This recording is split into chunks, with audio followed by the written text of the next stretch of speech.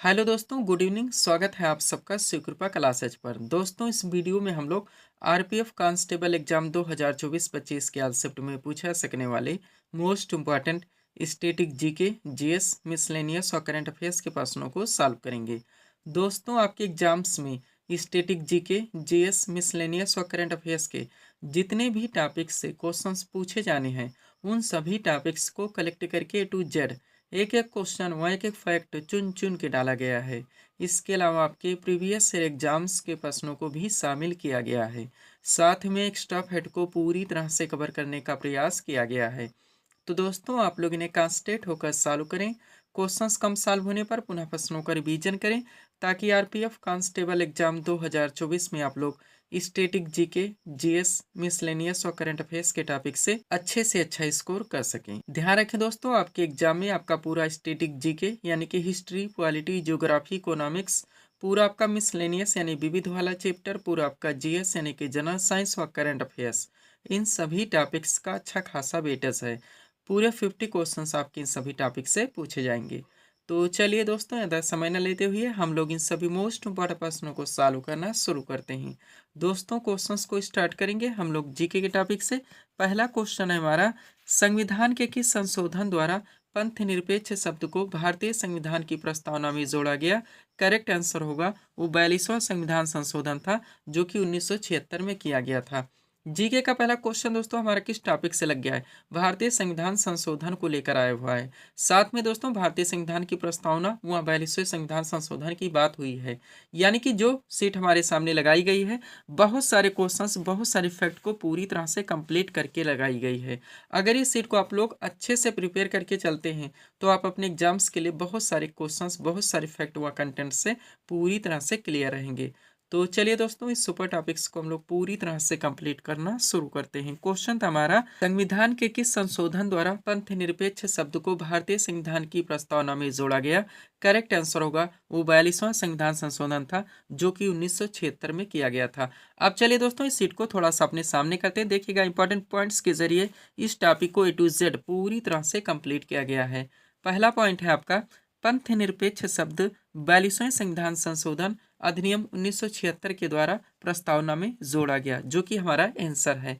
आगे बढ़िएगा, इसी संशोधन अधिनियम के तहत समाजवादी और अखंडता शब्द भी भारतीय संविधान की प्रस्तावना में जोड़े गए। यानी कि जो 42वां संविधान संशोधन 1976 में हुआ था, उसके द्वारा भारतीय संविधान की प्रस्तावना में टोटल 3 शब्द जोड़े गए थे, समाजवादी, पंथ निरपेक्ष और अखंडता। आगे बढ़ेंगे, इसके अलावा 42वें संविधान संशोधन अधिनियम 1976 के द्वारा ही सरदार स्वर्ण सिंह समिति की संस्तुतियों के आधार पर संविधान में 10 मूल कर्तव्यों को भी जोड़ा गया, जिसका प्रावधान भारतीय संविधान के भाग 4A और अनुच्छेद 51 का में है। सब कुछ आपको पूरी तरह से प्रिपेयर करके चलने हैं।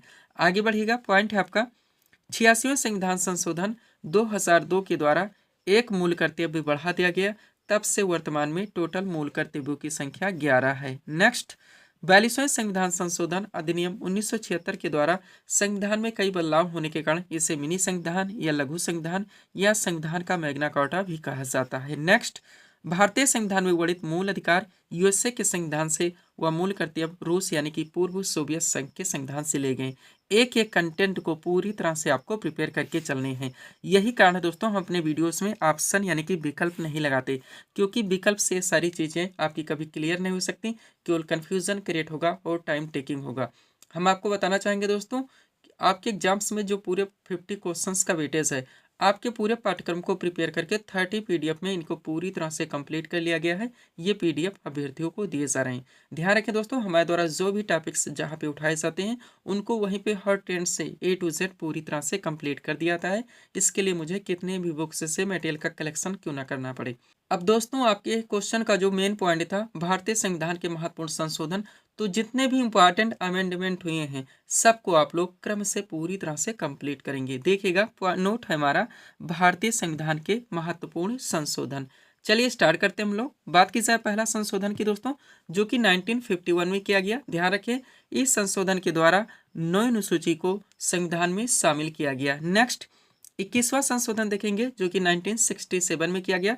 इस संशोधन के द्वारा 8वीं अनुसूची में सिंधी भाषा को जोड़ा गया, ये भी ध्यान रखेंगे।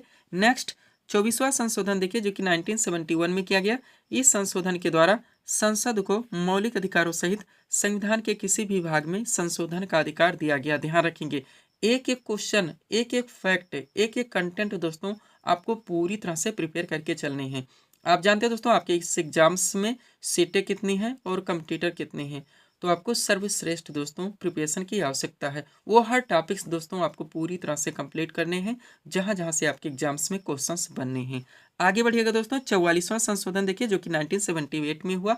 ऑलरेडी 42वां आप लोग कवर कर चुके हैं। तो दोस्तों इस संशोधन के द्वारा संपत्ति के अधिकार को मूल अधिकार से हटाकर एक विधिक अधिकार यानी कि एक कानूनी अधिकार बना दिया गया और अनुच्छेद 300 का में जोड़ दिया गया। ध्यान रखेंगे, हर फॉर्मेट से दोस्तों, हर ट्रेंड से क्वेश्चंस को, कंटेंट को हमारे द्वारा मेंशन कर दिया जाता है जिस तरीके से आपके एग्जाम्स में क्वेश्चंस बनते हैं। आगे बढ़िएगा, 52वां संशोधन देखिए दोस्तों जो कि 1985 में किया गया।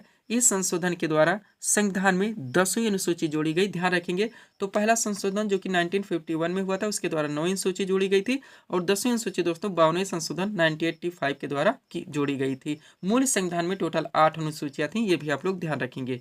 आगे बढ़िएगा, इसके अलावा इसी संशोधन द्वारा राजनीतिक दल बदल पर कानूनी रोक लगाने की चेष्टा भी की गई थी। नेक्स्ट, 56वां संशोधन देखिए जो कि 1987 में किया गया। इस संशोधन के द्वारा गोवा को पूर्ण राज्य का दर्जा दिया गया। ध्यान रखेंगे, सारे फैक्ट हजारों हजार बार पूछे गए हैं। नेक्स्ट, 61वां संशोधन देखिए दोस्तों जो कि 1989 में किया गया।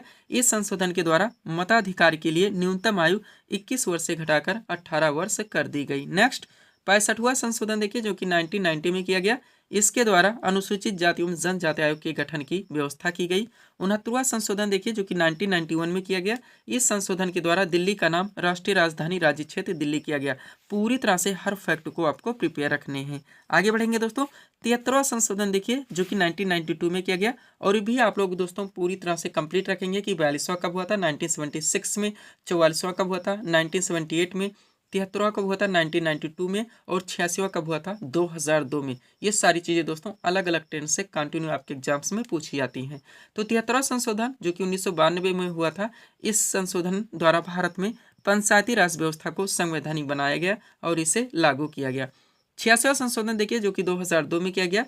इस संशोधन के द्वारा शिक्षा के अधिकार को मौलिक अधिकार बनाया गया। ध्यान रखेंगे, इसी संशोधन के जरिए 6 से 14 वर्ष के बच्चों के लिए शिक्षा का अधिकार सुनिश्चित किया गया। 91वां संशोधन देखिए जो कि 2003 में किया गया। इसके द्वारा दल बदल संबंधी कानून में संशोधन किया गया। इसमें यह स्पष्ट किया गया कि 1/3 सदस्य एक साथ दल बदल नहीं कर सकते और इसी संशोधन के द्वारा मंत्रिमंडल का आकार भी सीमित कर दिया गया। किसी भी मंत्रिपरिषद में प्रधानमंत्री सहित मंत्रियों की कुल संख्या लोकसभा की कुल संख्या के 15% से अधिक नहीं हो सकती। हालांकि किसी भी कैबिनेट सदस्यों की संख्या 12 से कम नहीं होगी। कॉन्सेप्चुअल भी पूरी तरह से प्रिपेयर रखिए। अलग अलग टेंस से दोस्तों ये सारे क्वेश्चंस आपके एग्जाम में कंटिन्यू पूछाते हैं। सब कुछ आपके पाठ्यक्रम में पूरी तरह से मेंशन है।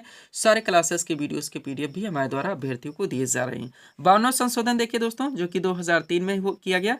इस संशोधन के द्वारा संविधान की 8वीं अनुसूची में 4 भाषाओं कौन कौन से दोस्तों, मैथिली, डोगरी, बोडो और संथाली को जोड़ा गया।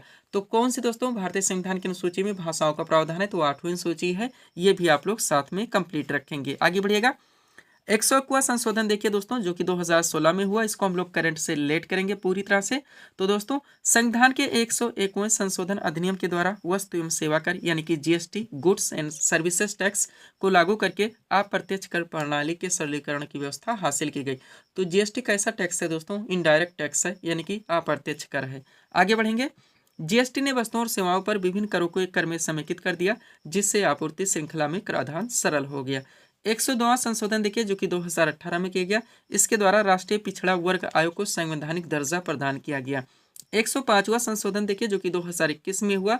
इस संशोधन अधिनियम ने सामाजिक और शैक्षिक रूप से पिछड़े वर्गों अर्थात दोस्तों SC/BC की सूची तैयार करने के लिए राज्य सरकारों की शक्ति को बहाल कर दी। और 106वां संशोधन देखिए जो कि 2023 में किया गया। इस संशोधन के द्वारा लोकसभा हो गया, राज्य विधानसभा और दिल्ली विधानसभा में महिलाओं के लिए 1/3 सीटें आरक्षित की गई। यहाँ तक दोस्तों इस टॉपिक को आप लोगों को पूरी तरह से कंप्लीट रखने हैं। आगे बढ़िएगा दोस्तों, थोड़ा सा पीडीएफ के बारे में बात होगी, पुनः हम लोग अगले टॉपिक्स को पूरी तरह से कंप्लीट करेंगे। देखिएगा दोस्तों, एसएससी ऑल एग्जाम्स और रेलवे ऑल एग्जाम्स का ऑल इन वन नया वर्जन कंबाइंड पीडीएफ दोस्तों हमारे द्वारा पूरी तरह से कंप्लीट किया गया है। कारण है दोस्तों, आप लोग जानते हैं आपके एसएससी में भी रेलवे में भी बहुत सारी आपकी वैकेंसी लग चुकी हैं। कई वैकेंसी का आपका टियर 2 भी लग चुका है। बहुत सारी वैकेंसीज का दोस्तों आपका एग्जाम डेट भी आ चुका है, एग्जाम करवाए भी जा रहे हैं। तो हम चाहते हैं दोस्तों एसएससी और रेलवे के विभिन्न एग्जाम्स के लिए आपको अलग अलग से पीडीएफ लेने की आवश्यकता ना पड़े, इसलिए इसे दोस्तों डिटेल में पूरी तरह से कंप्लीट किया गया है। इसमें दोस्तों आपका साइंस का भी पूरा स्पेशल पीडीएफ आएगा, यानी कि फिजिक्स, केमिस्ट्री, बायो का पूरा आपका स्टैटिक जीके यानी हिस्ट्री, पॉलिटी, ज्योग्राफी, इकोनॉमिक्स, पूरा आपका मिसलेनियस यानी विविध का भी स्पेशल पीडीएफ आएगा और पूरा आपका करंट अफेयर्स का भी स्पेशल पीडीएफ आएगा।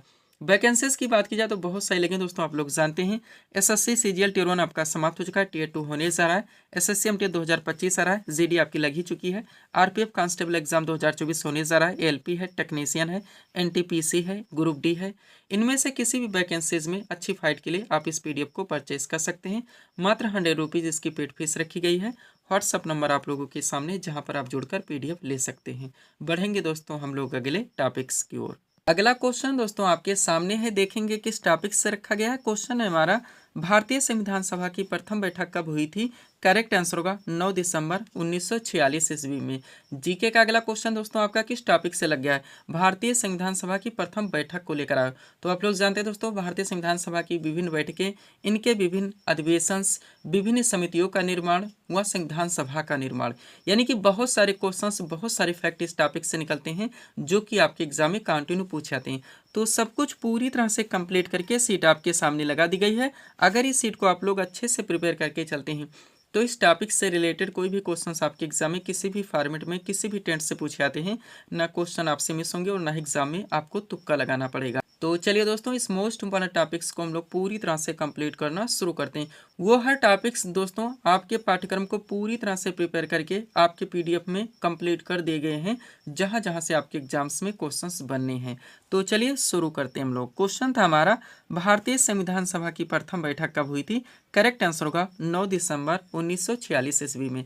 अब चलिए दोस्तों इस सीट को थोड़ा सा अपने सामने करते हैं। देखिएगा एक्स्ट्रा फैक्ट के जरिए इस टॉपिक को हर टेंट से ए टू जेड पूरी तरह से कंप्लीट किया गया है।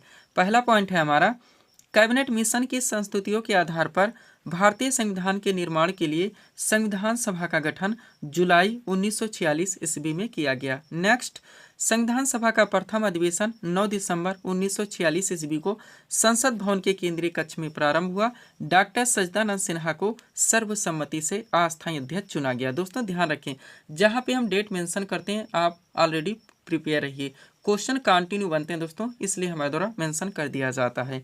अगला पॉइंट है आपका, 11 दिसंबर 1946 ईस्वी की बैठक में डॉक्टर राजेंद्र प्रसाद को संविधान सभा का अस्थायी अध्यक्ष चुना गया। नेक्स्ट, 13 दिसंबर 1946 ईस्वी को पंडित जवाहरलाल नेहरू ने उद्देश्य प्रस्ताव प्रस्तुत कर संविधान की आधारशिला रखी। आगे बढ़ेंगे, संविधान के निर्माण का कार्य करने के लिए कई समितियां बनाई गईं। इसमें प्रारूप समिति प्रमुख थी, इसकी अध्यक्षता डॉक्टर भीमराव अंबेडकर ने की। पूरी तरह से हर फैक्ट को आप प्रिपेयर रखने। यही वजह है दोस्तों हम अपने वीडियोस में आपको ऑप्शन से यानी विकल्प लगाकर कभी नहीं पढ़ाते। विकल्प से सारी चीज़ें दोस्तों आपकी एक साथ कभी क्लियर नहीं हो सकती, केवल कन्फ्यूजन क्रिएट होगा और टाइम टेकिंग होगा। आगे बढ़िएगा। पॉइंट है दोस्तों, आप लोग जानते हैं कि संविधान निर्माण के लिए विभिन्न समितियों का गठन किया गया था। अलग अलग टेंस से कंटिन्यू क्वेश्चंस बनते हैं, आप लोग पूरी तरह से कंप्लीट करेंगे। देखिएगा पॉइंट है हमारा, संविधान सभा की प्रमुख समितियां। सबसे पहले एक तरफ समितियों के नाम दिए गए हैं, दूसरी तरफ उनके अध्यक्ष के नाम दिए गए हैं। बात की जाए दोस्तों प्रारूप समिति, तो इनके अध्यक्ष डॉक्टर भीमराव अंबेडकर थे। संघ संविधान समिति के अध्यक्ष पंडित जवाहरलाल नेहरू थे। प्रांतीय संविधान समिति के अध्यक्ष सरदार वल्लभ भाई पटेल थे। मूल अधिकारी एवं अल्पसंख्यक समिति के अध्यक्ष भी सरदार वल्लभ भाई पटेल थे और कार्य संचालन समिति के अध्यक्ष डॉक्टर राजेंद्र प्रसाद थे। पूरी तरह से आप प्रिपेयर रहेंगे। अब इस एक एक पॉइंट को दोस्तों आप लोग कॉन्सेंट्रेट होकर सॉल्व करेंगे। आपके एग्जाम्स में डायरेक्टली क्वेश्चंस पूछे जाते हैं। पहला पॉइंट है आपका, संविधान को तैयार करने में 2 साल 11 महीने और 18 दिन का समय लगा। नेक्स्ट, संविधान 26 नवंबर 1949 को बनकर तैयार हो गया और इसी दिन इसे अंगीकृत यानी कि पारित किया गया। नेक्स्ट, संविधान सभा की अंतिम बैठक 24 जनवरी 1950 ईस्वी को हुई और इसी दिन संविधान सभा द्वारा डॉक्टर राजेंद्र प्रसाद को भारत का प्रथम राष्ट्रपति निर्वाचित किया गया। नेक्स्ट, मूल संविधान में 395 अनुच्छेद, 22 भाग और 8 अनुसूचियां थीं। डॉक्टर भीमराव अंबेडकर को भारतीय संविधान के जनक के रूप में जाना जाता है। पूरी तरह से प्रिपेयर रहेंगे आप लोग।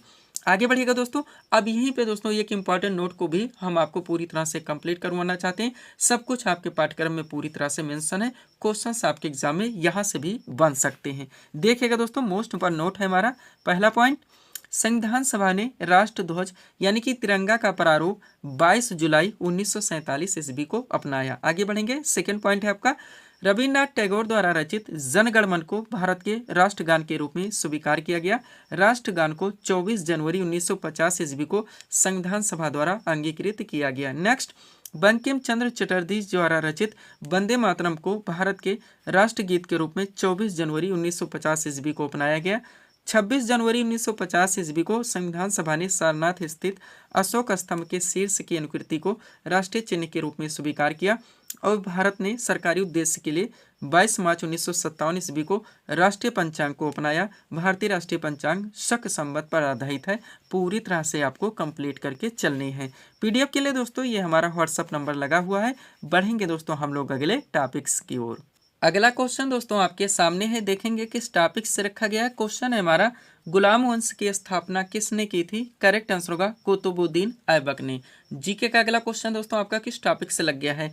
ऐतिहासिक राजवंश एवं उनकी राजधानी। आप लोग जानते हैं दोस्तों, डायरेक्टली आपकी हिस्ट्री में क्वेश्चंस बनते हैं कि कौन से वंश की स्थापना किसने की थी। तो यहाँ पे दोस्तों संस्थापक के साथ साथ राजधानी भी मेंशन कर ली गई है। यानी दोस्तों इस टॉपिक की परफेक्ट सीट आपके सामने लगा दी गई है। अच्छे से आप लोगों को प्रिपेयर करके चलने हैं। चलिए शुरू करते हैं हम लोग। क्वेश्चन था हमारा, गुलाम वंश की स्थापना किसने की थी? करेक्ट आंसर होगा कुतुबुद्दीन ऐबक ने। टॉपिक है दोस्तों हमारे क्वेश्चन का ऐतिहासिक राजवंश एवं उनकी राजधानी। चलिए सीट को थोड़ा सा अपने सामने करते हैं। देखिएगा दोस्तों, सबसे पहले इसमें ऐतिहासिक राजवंशों के नाम दिए गए हैं, उसके बाद में उनके संस्थापक के नाम दिए गए हैं और राजधानी भी मेंशन कर दी गई है। चलिए स्टार्ट करते हैं हम लोग। बात की जाए दोस्तों हर्यक वंश, तो इनके संस्थापक बिंबिसार थे और इनकी राजधानी राजगिरे थी। नेक्स्ट, शिशुनाग वंश की बात की जाए दोस्तों, तो इसकी स्थापना शिशुनाग के द्वारा की गई थी और इनकी राजधानी वैशाली थी। नेक्स्ट, मौर्य वंश की स्थापना दोस्तों चंद्रगुप्त मौर्य ने की थी, इनकी राजधानी पाटलिपुत्र थी। आगे बढ़ेंगे, शुंग वंश की बात की जाए दोस्तों, तो इनकी स्थापना यानी इनके संस्थापक पुष्यमित्र शुंग थे और इनकी भी राजधानी पाटलिपुत्र थी। नेक्स्ट, गुलाम वंश की बात की जाए दोस्तों, तो गुलाम वंश की स्थापना किसने की थी? कुतुबुद्दीन ऐबक ने और इनकी राजधानी दिल्ली थी। नेक्स्ट, संगम वंश की बात की जाए दोस्तों, इनके संस्थापक हरिहर एवं बुक्का थे, इनकी राजधानी विजयनगर थी। और लोधी वंश के संस्थापक दोस्तों बहलोल लोधी थे, इनकी राजधानी दिल्ली थी। हर फैक्ट हर कंटेंट को दोस्तों आपको पूरी तरह से कंप्लीट करके चलने हैं। हम आपको बताना चाहेंगे दोस्तों, आप अपनी प्रिपरेशन कहीं से भी कीजिए, ऑनलाइन कीजिए या फिर ऑफलाइन कीजिए। आपका दोस्तों जो पूरा पाठ्यक्रम है वो हर टॉपिक्स दोस्तों जहाँ से आपके एग्जाम्स में क्वेश्चंस बनने हो सके दोस्तों उनको प्रिपेयर रखिए या फिर नोट डाउन कर लीजिए। और जब आप अपनी प्रिपरेशन कीजिए, आप देखिए वो हर टॉपिक्स दोस्तों जहाँ जहाँ से हमारे एग्जाम्स में क्वेश्चंस बने पूरी तरह से कंप्लीट करवाए जा रहे हैं, नहीं करवाए जा रहे हैं। अगर नहीं करवाए जा रहे हैं तो उनको पूरी तरह से कंप्लीट करने का प्रयास कीजिए। दिशाहीन तैयारी आपको बिल्कुल भी नहीं करनी। आप जानते हैं आपकी इस वैकेंसीज में सीटें कितनी है, कंपटीटर कितने, तो सर्वश्रेष्ठ दोस्तों तैयारी की आपको आवश्यकता है। अगला देखिएगा, बात की जाए राष्ट्रकूट वंश के दोस्तों, तो इनके संस्थापक दंतदुर्ग थे, इनकी राजधानी मान्यकेट थी। पल्लव वंश की बात की जाए, इनकी स्थापना दोस्तों सिंह विष्णु ने की थी, इनकी राजधानी काशीपुरम थी। चालुक्य वंश की स्थापना दोस्तों पुलकेशिन प्रथम ने की थी, इनकी राजधानी बादामी यानी कि वापी थी। मुगल वंश के संस्थापक कौन थे दोस्तों? बाबर थे, इनकी राजधानी दिल्ली व आगरा दोनों थी।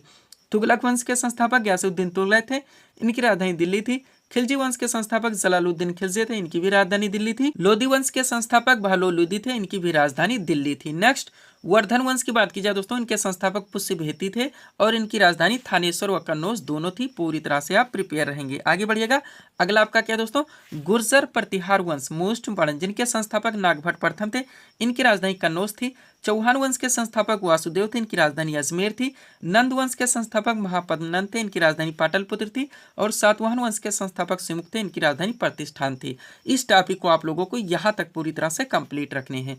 पीडीएफ के लिए हमारा व्हाट्सअप नंबर लगा हुआ है। बढ़ेंगे दोस्तों हम लोग अगले टॉपिक्स की ओर। अगला क्वेश्चन दोस्तों आपके सामने है, देखेंगे किस टॉपिक से रखा गया। क्वेश्चन है हमारा, त्रिस्तरीय पंचायती राज व्यवस्था का सुझाव किस समिति ने दिया? करेक्ट आंसर होगा बलवंत राय मेहता समिति ने। क्वेश्चन का टॉपिक क्या दोस्तों? पंचायती राज व्यवस्था आपका सुपर टॉपिक, कंटिन्यू आपके एग्जाम्स में क्वेश्चंस देखने को मिलेंगे। तो कंप्लीट सीट दोस्तों आपके सामने लगा दी गई है। अच्छे से आप लोगों को प्रिपेयर करके चलने हैं। चलिए शुरू करते हैं हम लोग। क्वेश्चन था हमारा, त्रिस्तरीय पंचायती राज व्यवस्था का सुझाव किस समिति ने दिया? करेक्ट आंसर होगा बलवंत राय मेहता समिति ने। अब चलिए दोस्तों इस सीट को थोड़ा सा अपने सामने करते हैं। देखिएगा इंपॉर्टेंट पॉइंट्स के जरिए इस टॉपिक को A to Z पूरी तरह से कंप्लीट किया गया है। पहला पॉइंट है आपका, पंचायती राज व्यवस्था भारत में स्थानीय स्वशासन का एक विकेंद्रीकृत रूप है। नेक्स्ट, यह ग्रामीण समुदायों को सशक्त बनाने और जमीनी स्तर पर लोकतंत्र को बढ़ावा देने के लिए पेश की गई थी। क्लियर रहेंगे आप लोग। अब आप जानते हो दोस्तों पंचायती राज व्यवस्था में 3 स्तर होते हैं, सबसे पहले उनको कंप्लीट कीजिए। तो पॉइंट है हमारा, पंचायती राज व्यवस्था में 3 स्तर होते हैं, सबसे पहले ग्राम पंचायत, फिर पंचायत समिति और फिर दोस्तों जिला पंचायत। ध्यान रखेंगे आप लोग। आगे बढ़ते हैं दोस्तों। अब यहाँ पे दोस्तों इंपॉर्टेंट पॉइंट्स के जरिए मोस्ट इंपॉर्टेंट कंटेंट को पूरी तरह से कंप्लीट किया गया है। एक एक पॉइंट को आप लोग कॉन्सेंट्रेट होकर सॉल्व करेंगे। पहला पॉइंट है आपका, भारत में प्रति वर्ष 24 अप्रैल को राष्ट्रीय पंचायती राज दिवस मनाया जाता है। इस दिवस का मुख्य उद्देश्य स्थानीय शासन के महत्व के बारे में जागरूकता बढ़ाना है। नेक्स्ट, पंचायती राज व्यवस्था को 73वें संविधान संशोधन 1992 के द्वारा संवैधानिक दर्जा प्रदान किया गया। अगला पॉइंट, पंचायती राज व्यवस्था भारत में सर्वप्रथम 2 अक्टूबर 1959 को राजस्थान के नागौर जिले से प्रारंभ हुई। आगे बढ़ेंगे। पॉइंट है आपका, 13 स्तरीय पंचायती राज व्यवस्था का सुझाव तो बलवंत राय मेहता समिति के द्वारा दिया गया था। संविधान की 11वीं सूची में दोस्तों इसका वर्णन है, जिसमें टोटल 29 कार्यों को शामिल किया गया है और लॉर्ड रिपन को भारत में स्थानीय स्वशासन का जनक माना जाता है। पूरी तरह से आप क्लियर रहेंगे। अब सबसे पहले दोस्तों 4 क्वेश्चन और यहाँ से सॉल्व कीजिए। पहला है, ग्राम पंचायत की स्थापना का प्रावधान भारतीय संविधान के किस भाग में है? तो भाग 4 में है। नेक्स्ट, ग्राम पंचायत की स्थापना का प्रावधान भारतीय संविधान के किस अनुच्छेद में है? तो अनुच्छेद 40 में है। अगला, बलवंत राय मेहता समिति का गठन कब किया गया था? तो 1957 में। और पंचायती राज किस सूची के अंतर्गत आता है? तो राज्य सूची का विषय है। ध्यान रखेंगे आप लोग। आगे बढ़िएगा दोस्तों। अब पंचायती राज व्यवस्था से जुड़ी जितनी भी समितियां हैं आप पूरी तरह से कंप्लीट करेंगे। अलग अलग टेंस से सारी चीजें आपके एग्जाम से पूछी जाती हैं एनालिसिस के माध्यम से दोस्तों, यानी कि विकल्प में आपको नहीं बताने के लिए भी ये सारी चीजें दी जाती हैं। डायरेक्टली आपके एग्जाम से पूछा था क्वेश्चन कि निम्न में से कौन सी समिति पंचायती राज व्यवस्था से संबंधित नहीं है? तो हर टेंस से आप लोग प्रिपेयर रहेंगे। चलिए शुरू करते हैं। पॉइंट है हमारा, पंचायती राज व्यवस्था से जुड़ी महत्वपूर्ण समितियां। बात की जाए हनुमंतराव समिति, दोस्तों पंचायती राज व्यवस्था से संबंधित है। ये 1983 में गठित की गई थी। GBK राव समिति दोस्तों 1985 में गठित की गई थी। LM सिंघवी समिति दोस्तों 1986 में गठित की गई थी। बलवंत राय मेहता समिति मोस्ट मॉडर्न जो कि 1957 में गठित हुई थी। अशोक मेहता समिति दोस्तों 1977 में गठित हुई थी। और थुंगन समिति दोस्तों ये 1989 में गठित हुई थी। ये सारी समितियां दोस्तों पंचायती राज व्यवस्था से जुड़ी हुई हैं। ध्यान रखेंगे आप लोग। आगे बढ़िएगा। 4 क्वेश्चन और कलेक्ट कीजिए दोस्तों, ताकि ये टॉपिक आपका अच्छे से कंप्लीट हो सके। पहला क्वेश्चन है, ग्राम पंचायत की आय का मुख्य स्रोत क्या है? तो मेला एवं बाजार कर। नेक्स्ट, पंचायती राज प्रणाली किस पर आधारित है? तो सत्ता के विकेंद्रीकरण पर। मोस्ट बड़ा क्वेश्चन है ये। नेक्स्ट, कौन पंचायती राज संस्थाओं के निर्वाचन के लिए उत्तरदायी है? तो राज्य निर्वाचन आयोग। और द्विस्तरीय पंचायती राज व्यवस्था का सुझाव किस समिति ने दिया था दोस्तों? तो अशोक मेहता समिति ने। इस टॉपिक को आप लोगों को यहाँ तक पूरी तरह से कंप्लीट रखने हैं। PDF के लिए दोस्तों ये हमारा WhatsApp नंबर लगा हुआ है। बढ़ेंगे दोस्तों हम लोग अगले टॉपिक्स की ओर। अगला क्वेश्चन दोस्तों आपके सामने है, देखेंगे किस टॉपिक से रखा गया। क्वेश्चन है हमारा, नेपाल की सीमा भारत के कुल कितने राज्यों को स्पर्श करती है? करेक्ट आंसर होगा 5 राज्यों को। GK का अगला क्वेश्चन दोस्तों आपका किस टॉपिक से लग गया है? भारत एवं उनके पड़ोसी देश। आपका सुपर टॉपिक, बहुत सारे क्वेश्चंस, बहुत सारे फैक्ट, बहुत सारे कंटेंट यहाँ से निकलते हैं दोस्तों, जो कि आपके एग्जाम में कंटिन्यू पूछे जाते हैं। तो कंप्लीट सीट दोस्तों आपके सामने लगाई गई है। अच्छे से आप लोगों को प्रिपेयर करके चलने हैं। चलिए शुरू करते हैं हम लोग। क्वेश्चन था हमारा, नेपाल की सीमा भारत के कुल कितने राज्यों को स्पर्श करती है? करेक्ट आंसर होगा 5 राज्यों को। टॉपिक है दोस्तों हमारा भारत एवं उनके पड़ोसी देश। चलिए दोस्तों इस सीट को थोड़ा सा अपने सामने करते हैं। देखिएगा इंपॉर्टेंट पॉइंट के जरिए इस टॉपिक को A to Z पूरी तरह से कंप्लीट किया गया है। पहला पॉइंट है आपका, भारत एशिया महाद्वीप में स्थित है। नेक्स्ट, भारत के कुल 9 पड़ोसी देश हैं, जिनमें 7 देश स्थलीय सीमा से जुड़े हैं और 2 देश जलीय सीमा से जुड़े हैं। 7 स्थलीय सीमा से वाले भारत के पड़ोसी देश तो पाकिस्तान है, अफगानिस्तान है, चीन है, नेपाल है, भूटान है, म्यांमार है एवं बांग्लादेश है। 2 जलीय सीमा वाले भारत के पड़ोसी देश तो श्रीलंका एवं मालदीव हैं। एक इम्पॉर्टेंट नोट देखिएगा दोस्तों, भारत के 16 राज्य और 2 केंद्र शासित प्रदेशों की सीमाएं पड़ोसी देशों के साथ मिलती हैं। पूरी तरह से आप क्लियर रहेंगे। आप चलिए दोस्तों इस सीट को आपको अच्छे से पूरी तरह से कंप्लीट करने हैं, जहाँ पे दोस्तों सबसे पहले भारत के पड़ोसी देशों के नाम दिए गए हैं। उसके बाद में भारत के साथ इनकी कितनी बाउंड्री साझा होती है, यानी कि सीमा की लंबाई किलोमीटर में दी गई है। भारतीय राज्यों व केंद्र शासित प्रदेशों की संख्या दी गई, कितने से इनकी बाउंड्री साझा होती है। और उन दोस्तों भारतीय राज्य व केंद्र शासित प्रदेशों के नाम दिए गए, एक साथ परफेक्ट सीट आपके सामने लगा दी गई है। चलिए दोस्तों शुरू करते हैं हम लोग। बात की जाए दोस्तों बांग्लादेश की, तो यह भारत के साथ 4096.7 किलोमीटर की सीमा साझा करता है। टोटल 5 राज्यों से इनके नाम हैं पश्चिम बंगाल, असम, मेघालय, त्रिपुरा और मिजोरम। ये भी क्रम से लगाए गए दोस्तों। सबसे ज़्यादा जिसकी बाउंड्री टच होती है सबसे पहले नाम दिया गया है, क्रम से पूरी तरह से कंप्लीट किया गया है। बात की जाए दोस्तों चीन की, तो यह भारत के साथ 3488 किलोमीटर की सीमा साझा करता है। टोटल 5 राज्य केंद्र शासित प्रदेशों से इनके नाम हैं हिमाचल प्रदेश, उत्तराखंड, सिक्किम, अरुणाचल प्रदेश और लद्दाख। आगे बढ़िएगा। बात की जाए दोस्तों पाकिस्तान की, तो यहाँ भारत के साथ 3323 किलोमीटर की सीमा साझा करता है। टोटल 5 राज्य या केंद्र शासित प्रदेशों से इनके नाम है जम्मू कश्मीर, पंजाब, राजस्थान, गुजरात और लद्दाख। आगे बढ़ेंगे दोस्तों हम लोग नेक्स्ट पॉइंट की ओर। अगला दोस्तों आपका नेपाल है, देखेंगे हम लोग। तो यह भारत के साथ 1751 किलोमीटर की सीमा साझा करता है। टोटल 5 राज्यों से इनके नाम है उत्तराखंड, उत्तर प्रदेश, बिहार, पश्चिम बंगाल और सिक्किम। नेक्स्ट दोस्तों आपका म्यांमार लगा हुआ है, जो कि भारत के साथ 1643 किलोमीटर की सीमा साझा करता है। टोटल 4 राज्यों से नाम है अरुणाचल प्रदेश, नागालैंड, मणिपुर और मिजोरम। अगला दोस्तों भूटान, जो कि भारत के साथ 699 किलोमीटर की सीमा साझा करता है। टोटल 4 राज्यों से नाम है सिक्किम, पश्चिम बंगाल, असम और अरुणाचल प्रदेश। लास्ट दोस्तों आपका अफगानिस्तान, यानी सबसे कम इसी का है। भारत के साथ केवल 106 किलोमीटर की सीमा साझा होती है। टोटल एक राज्य केंद्र शासित प्रदेश है, उसका नाम है लद्दाख। पूरी तरह से आपको कंप्लीट रखने, रिवाइज आपको जरूर करने दोस्तों। हम इसीलिए आपको बताना चाहेंगे दोस्तों, जितने भी अभ्यर्थियां स्टूडेंट हमारे दोस्तों पीडीएफ को ले चुके हैं दोस्तों, हो सके तो आप लोग इसका प्रिंट आउट निकलवा लीजिए। पूरा पर्याप्त समय है आपके पास दोस्तों। प्रिंट आउट निकलवाने से एक अच्छी खासी सीट आपकी बन जाएगी। आप अच्छे से पढ़ सकते हैं, अंडरलाइन लगा के रिवाइज कर सकते हैं। और अगर आप इतना कर लेते हैं तो दोस्तों कम से कम समय में बिना इधर उधर भटके आप लोगों की प्रिपरेशन अच्छे खासे ढंग से क्लियर हो जाती है। पीडीएफ को दोस्तों इस फॉर्मेट में बनाया भी गया है, पूरी तरह से कलर में आपका पीडीएफ आएगा। आपको पढ़ने में भी अच्छा लगेगा और सारी चीज़ें आपकी कम समय में क्लियर हो जाएंगी। अब चलिए दोस्तों इस टॉपिक से कुछ क्वेश्चन आप लोग पूरी तरह से कंप्लीट कीजिए, ताकि ये टॉपिक आपका अच्छे से दोस्तों क्लियर हो सके। देखिएगा पहला क्वेश्चन है आपका, भारत किस देश के साथ सबसे लंबी सीमा साझा करता है? तो बांग्लादेश के साथ। नेक्स्ट, भारत किस देश के साथ सबसे कम सीमा साझा करता है? तो अफगानिस्तान के साथ। अगला, बांग्लादेश की मुद्रा का नाम क्या है? तो टका। और बांग्लादेश की संसद का क्या नाम है? तो जातीय संसद। नेक्स्ट, गंगा नदी बांग्लादेश में किस नाम से जानी जाती है? तो पद्मा के नाम से। अगला, भारत का कौन सा पड़ोसी देश 1971 में अस्तित्व में आया? तो बांग्लादेश है। और पंचशील समझौता भारत और किस देश के मध्य में हुआ था? तो चीन के मध्य में। और भारत के पड़ोसी देश चीन की राजभाषा क्या है? तो मंदारिन है। नेक्स्ट, नेपाल की संसद का नाम क्या है? तो राष्ट्रीय पंचायत है।